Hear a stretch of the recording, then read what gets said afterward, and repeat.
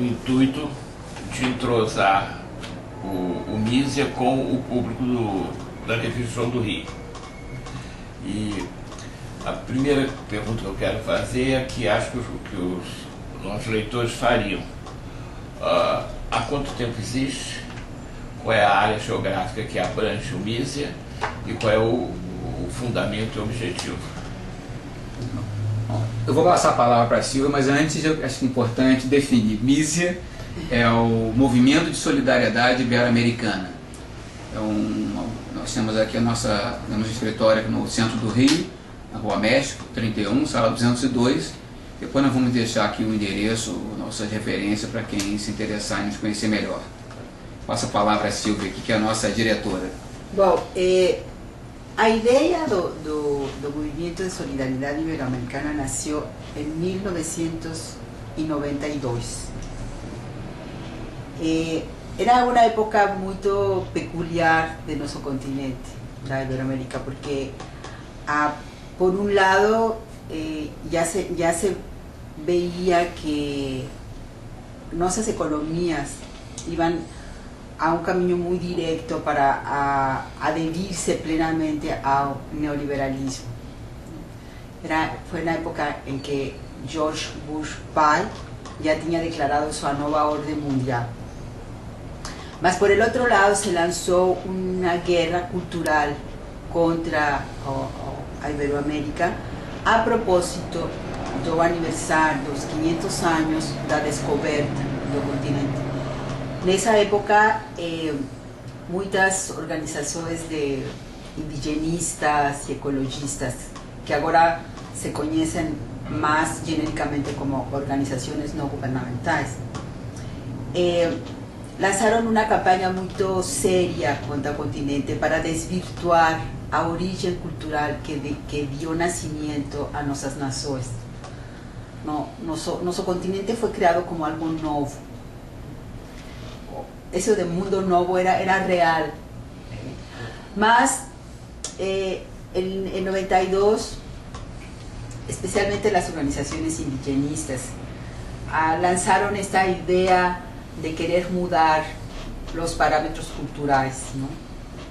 do continente, haciendo una división, ¿no? entre la población indígena y la que no era indígena, que era muy nocivo porque nuestro continente, esa región desde México hasta Argentina, es una unidad sólida, muy compacta. Nós no tenemos problemas étnicos, como está lá no Medio Oriente, en Europa, ¿no? En Europa ainda tenemos problemas étnicos. No tuvimos ese problema de origen. Mas en 92 se manejó esta idea de crear una especie de balcanización. Entonces, mas al mismo tiempo, otro factor que nos fez crear un movimiento de solidaridad es que los partidos políticos no estaban dando una respuesta a altura de lo que estaba aconteciendo. Eran respuestas muy pragmáticas o muy apegadas, ¿no? a toda esta ofensiva cultural y esta ofensiva económica. Entonces nosotros en ese momento nos reunimos en la Ciudad de México y decidimos crear un movimiento de solidaridad iberoamericana para agrupar a todas las fuerzas del continente, independientemente de dos partidos y de ideologías específicas, para que diésemos respuesta a esta nueva orden mundial, ¿no? que era neoliberalismo económico y desmembrarnos en términos culturales. Para nosotros esto significaba un ataque muy severo contra el Estado Nacional Soberano. Después, el movimiento fue creado en Brasil, en 93, y después, digamos que hubo otra refundación del movimiento en 2004, ¿no? Para plantearnos las nuevas realidades que se estaban viviendo en el continente, que no habían variado mucho, solo que se profundizaron mucho más, ¿no? O sea, todo ese liberalismo se adoptó, fue la época de las privatizaciones económicas en todo nuestro continente a un mismo tiempo, ¿no? Era minar o Estado Nacional. Y en 2004 refundamos el movimiento de solidaridad, Nós temos trabalho em Brasil, temos trabalho em México, temos grupos de trabalho na Argentina, não? E basicamente, e em Europa, não? Que não são propriamente movimento de solidariedade ibero-americano, mas que compartem todas estas ideias que nós expressamos através de nossas publicações, nossas conferências. Eu queria que vocês pudessem dizer como é que vocês agem. Boletim, editora, palestras. Bom, nós temos dois jornais, dois boletins, não? O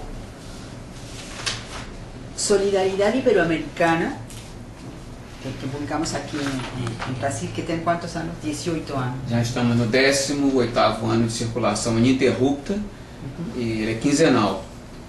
E temos a Página Ibero-Americana, que é nossa publicação em espanhol, que é mensal, que tem 8 anos de existência, a partir de que refundamos o movimento de solidariedade. Nós temos publicado vários livros, ¿no? Em cooperação com a editora Capax Day, ¿no? Ou é uma combinação. ¿No? Hemos publicado vários livros a partir de que ano? Agora não estou assim muito lembrada. Desde 1995. Desde 1995 já publicamos cerca de 16 livros sobre temas econômicos, a denúncia da instrumentalização política do ambientalismo, todas as questões culturais a que a Silvia está se referindo. O boletim e os livros, eles se baseiam principalmente naquelas informações que normalmente não passam para ninguém, né? Não necessariamente, nós não temos nenhuma fonte de informação secreta, nada disso. Não tipo secreta, mas que são omitidas. Bom, vocês isso sim. falam de fatos, de documentos que normalmente são omitidos. A imprensa não lida com eles. Sim, exato. O sea, nós navegamos contra a corrente, somos polêmicos. Somos polêmicos porque é que nossa época a verdade parece polêmica, não? A verdade deveria ser o comum do pensamento, mas não é assim, não? Existe toda uma espécie de lavagem cerebral sobre a realidade, não? Que os meios de comunicação difundem muito, não? Realidades muito distorcidas. Realmente o brasileiro tem medo da realidade. Não sou brasileiro. O brasileiro tem medo da realidade. Talvez sim, talvez seja uma peculiaridade, mas em outros países acontece igual. É igual, os meios de comunicação se comportam da mesma forma, não? Os que são assim, os jornalistas do establishment também.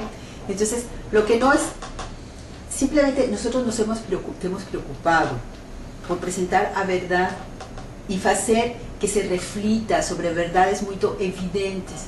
Por exemplo, no ecologismo, não? Que é uma ideia muito romântica, muito enfeitada, muito produzida. Vocês se manifestam no meio de campanhas, né? Não são campanhas? Bom, digamos que são campanhas mais ou menos permanentes, né?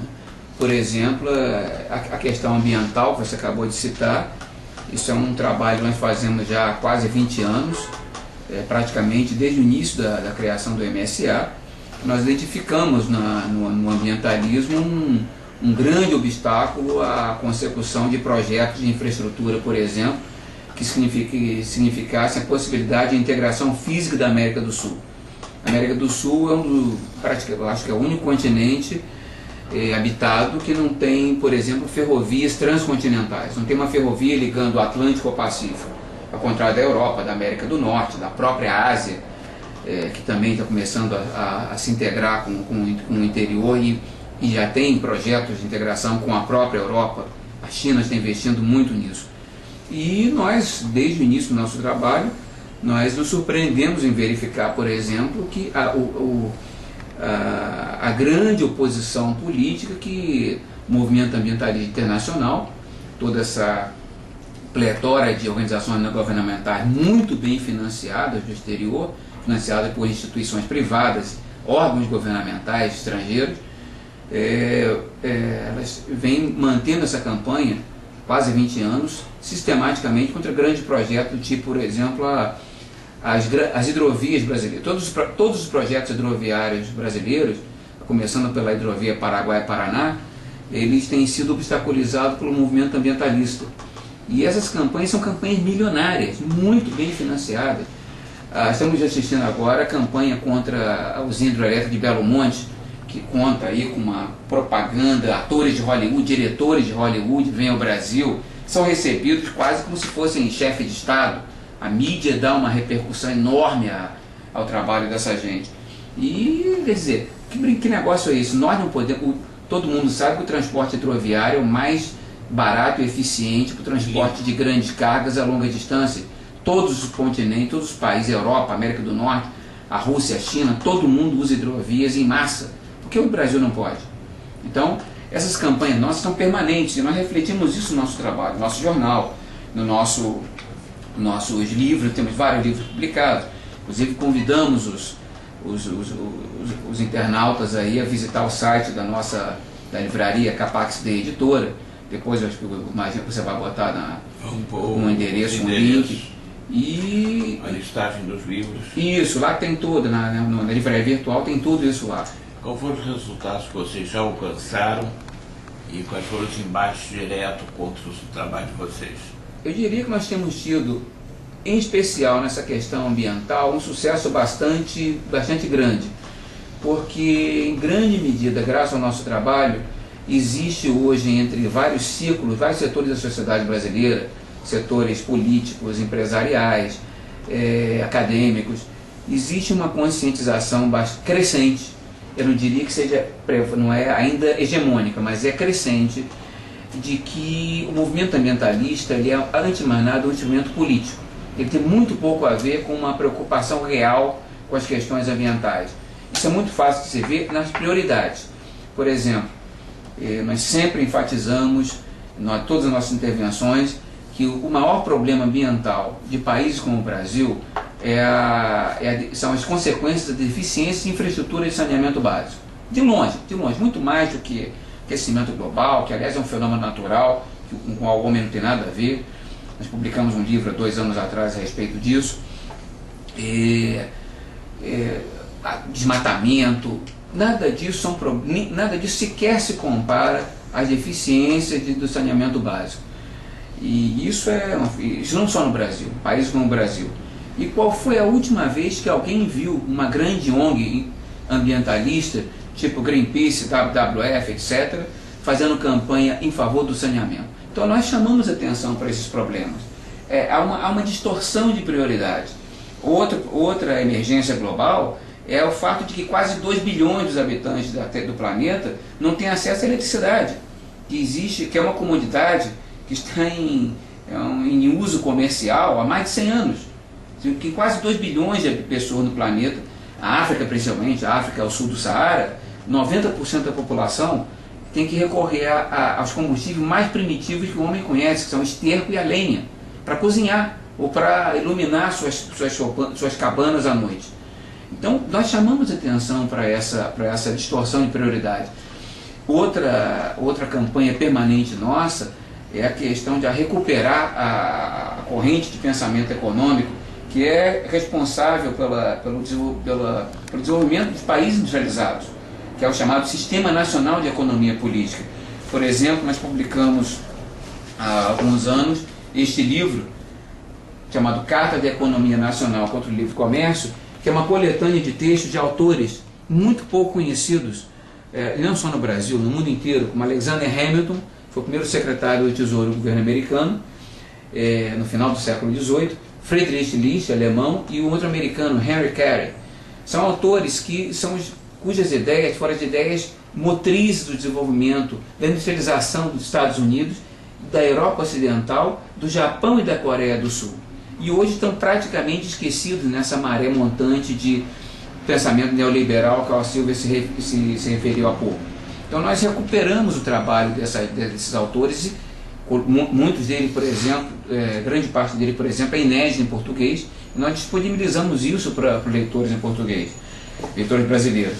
E agora, no passado, publicamos este outro aqui, a Teoria do Protecionismo da Permuta Internacional, de um economista romeno chamado Mihail Manuilescu, que é um clássico da década de 30, foi publicado aqui por iniciativa do que hoje é a Fiesp, Federação das Indústrias de São Paulo, por iniciativa de um grande industrial brasileiro chamado Roberto Simonsen, que era o líder da facção pró-industrialização no Brasil naquela época.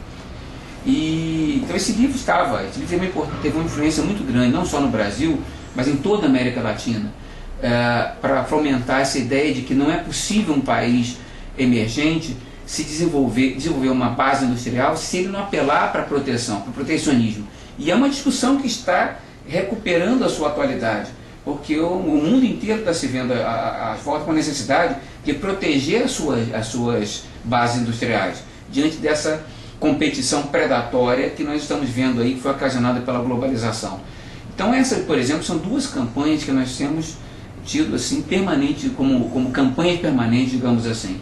Essa de recuperar o Sistema Nacional de Economia Política, essa corrente de pensamento pró-desenvolvimentista, pró-industrialização, e essa denúncia do ambientalismo como um instrumento político. Evidentemente, as pesquisas que nós fazemos, que divulgamos, não? E que são controvertidas, têm causado muitas reações. Há um tempo nós fomos processados por el WWF, esta ONG. WWF. Que todo mundo la conhece, aquela do ursinho panda, ¿no? Que foi criada por la monarquía británica. Es una ONG sangre azul, ¿no? Da nobreza. Y actúa en muchos países del mundo, mas siempre es mucho más agresiva y mucho más visible en aquellos países con muchos recursos naturales, así como Brasil, ¿no? En México también son fuertes. Y tem desenvolvido un trabajo así de militancia muy agresiva contra los programas de infraestructura. Bueno, entonces simplesmente nós fizemos uma denúncia bem fundamentada sobre os orígenes, os objetivos, a evolução, e fomos processados, ¿no? Entonces, eles queriam proibir a edição deste livro, que se chama Máfia Verde. E nos processaram, nós não podíamos referir-nos ao WWF, não podíamos falar deles, não? Se tratou de censura prévia. Era um fato de censura prévia. Só que nós ganhamos o processo.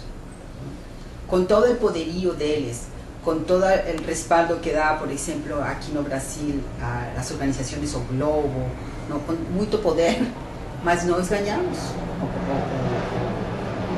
O processo nós ganhamos porque prevaleceu a verdade, porque era tão evidente que eles queriam calar uma denúncia que a justiça, afortunadamente a justiça brasileira não se deixou levar por essa onda da opinião pública.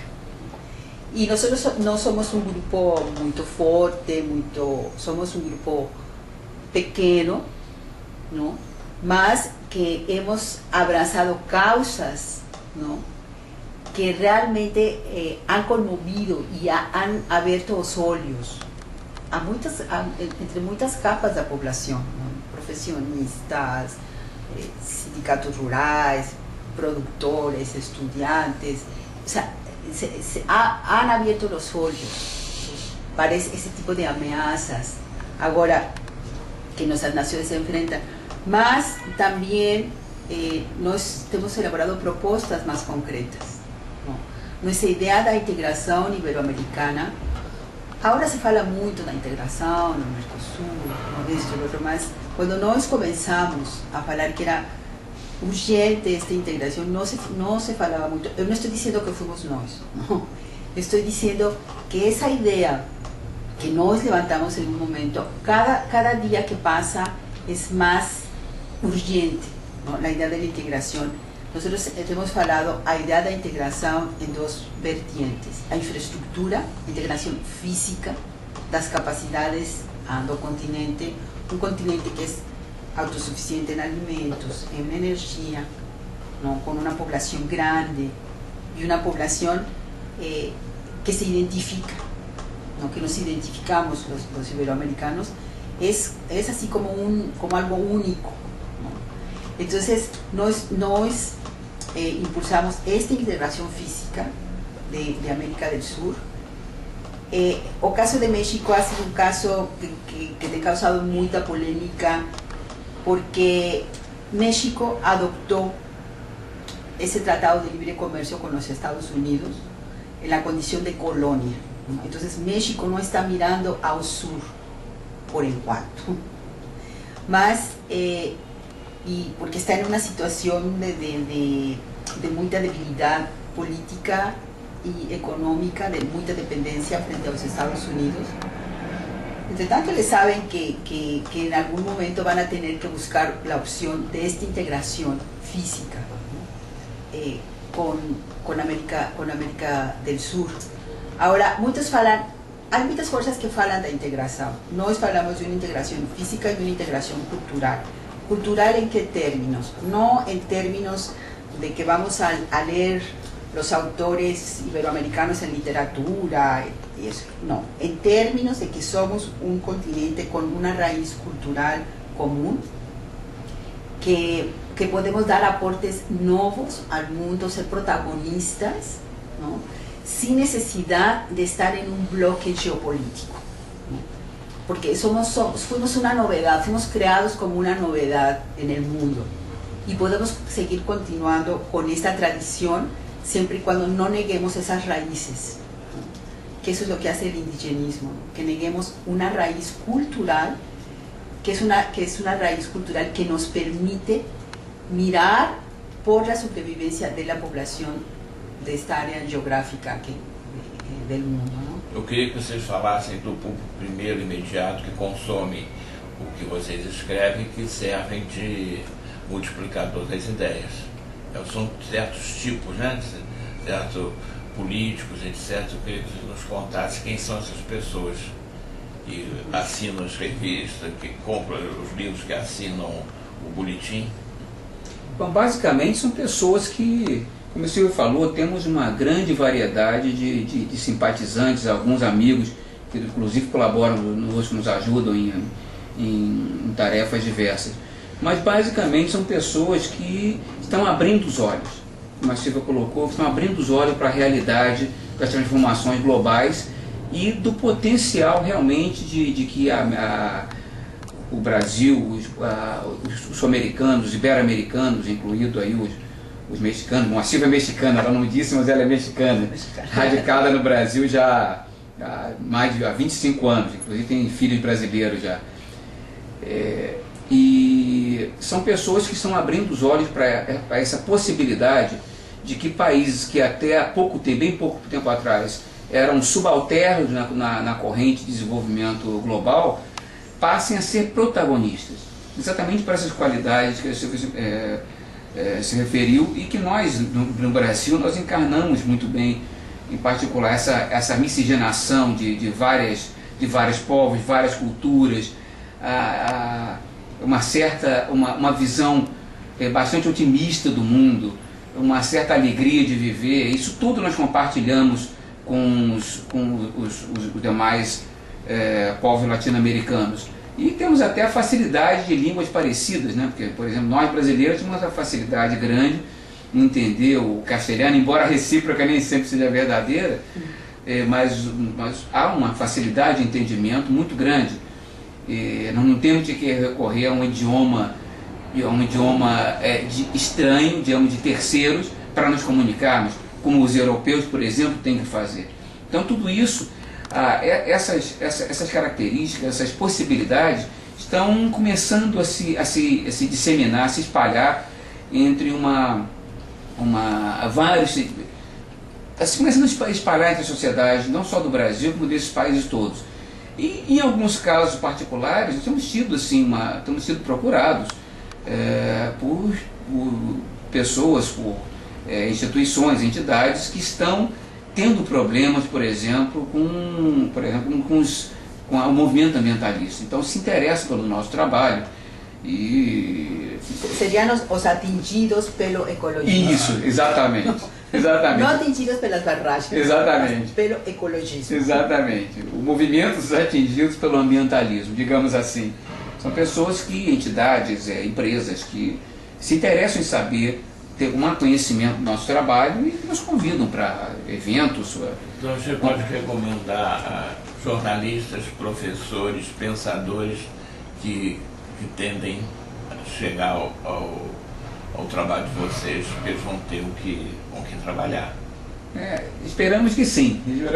Temos certeza que sim. Qualquer pessoa que tem nível de conscientização exatamente sobre esse momento que podemos chamar de história, que o mundo inteiro está vivendo, e que consegue perceber esse potencial de que nós, ibero-americanos, possamos atuar como protagonistas da história, recuperando um pouco aquele impulso que está nas nossas raízes, de que, como a Silvia falou, a América foi criada como o continente da esperança, né? Era uma novidade no processo mundial. E nós temos essa possibilidade de, 5 séculos depois, de recuperar um pouco essa capacidade de protagonismo, talvez agora em condições até muito melhores do que há 5 séculos. Então qualquer um que tenha essa noção, que se interesse em dar sua contribuição pessoal desse processo, certamente vai ter o que aproveitar do nosso trabalho. Pessoas interessadas em se comunicarem com o MISA, poder trocar informações. Bom, nós temos aqui o nosso escritório aqui no centro do Rio de Janeiro, o Américo 31, sala 202. As pessoas podem entrar em contato conosco pelo nosso telefone, que é o DDD 21 2510 3656. Temos nosso e-mail é msia@msia.org.br, e nós temos 2 sítios, um dos quais que é o sítio do MSA propriamente dito, que é o www.msa.org.br. Ele está sendo reformulado, não está ativo nesse momento. Deverá voltar à atividade dentro de umas 2, 3 semanas. E temos o Alerta em Rede, que é o www.alerta.inf.br, que é mais voltado para as questões ambientais. E quem quiser assinar os boletins ou comprar os livros? É só entrar em contato conosco. O nosso jornal, como nós dissemos há pouco, ele é um jornal quinzenal, Solidariedade Ibero-Americana. Esse em português é um jornal quinzenal, publicado há 18 anos ininterruptamente. Ele só circula por assinaturas, e quem quiser interessar em contactar, pode nos contactar por e-mail ou entrar na livraria virtual, na Capax da editora, ou nos telefonar aqui, se quiser aparecer para uma visita, nos conhecer melhor, são sempre muito bem-vindos. E a mensagem que vocês teriam para deixar para os nossos leitores? Bom, nós estamos abertos para qualquer persona que quiera conocernos y que se sienta con aquel compromiso de defensa del Estado Nacional Soberano, ¿no? Nosotros enarbolamos esa causa, el Estado Nacional Soberano y la dignidad de la persona humana. Entonces, cualquier persona que se siente identificada con estos principios que nortean nuestro trabajo es bienvenida no Brasil, no México, en Argentina, ¿no? Y estamos dispuestos a colaborar, ¿no? en esta idea con todas las fuerzas que quieran unirse, porque es un momento muy importante por lo que pasa en nuestro continente y el mundo. Estamos en un orden mundial que está mudando. Ainda no se ve a cara, ¿no? de lo que va a ser esta orden mundial. Nós estamos lutando para que sea una cara de optimismo, de sobrevivencia da humanidad, donde exista o progreso, donde se modifiquen estas reglas do sistema financiero internacional, donde tengamos un orden de justicia, ¿no? Y en este sentido es que encauzamos todas nuestras acciones.